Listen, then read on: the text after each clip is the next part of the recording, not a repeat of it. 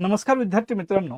RTO AMVI ची पूर्व परीक्षा 12 जुलैला होते आणि या परीक्षेमध्ये इतिहासाच्या अंगाने कसे प्रश्न विचारले जातात समजून घेऊया, जेणेकरून अभ्यास करताना तुम्हाला सोपं जाईल. प्रश्न आहे, 1887 मध्ये मद्रास येथे झालेल्या भारतीय राष्ट्रीय काँग्रेसच्या अधिवेशनाचे अध्यक्ष कोण होते? आपल्याला भारतीय राष्ट्रीय काँग्रेस आणि त्यांच्या अधिवेशनांवर अध्यक्षांवर अनेक वेळा प्रश्न विचारलेले दिसतात. पर्याय आहे बघा, सर ॲलन ह्यूम, दुसरा दादाभाई नौरोजी, तिसरा पर्याय आहे बद्रुद्दीन तय्यबजी आणि चौथा पर्याय आहे सर विल्यम वेडनबर्ग.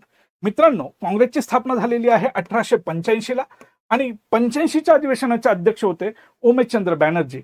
दुसऱ्या वर्षी 1886च्या अधिवेशन हे कलकत्त्याला झालं आणि त्याचे अध्यक्ष होते दादाभाई नौरोजी.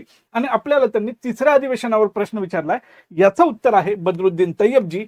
बद्रुद्दीन तय्यबजी हे काँग्रेसचे पहिले मुस्लिम अध्यक्ष होते. अशाच प्रकारचे प्रश्न परीक्षेत विचारले जात असतात. इन्फिनिटी अकॅडमीमध्ये आरटीओ AMVI ची पूर्व प्लस मुख्य परीक्षेची बॅच सुरू झालेली आहे, ती नक्की जॉईन करा.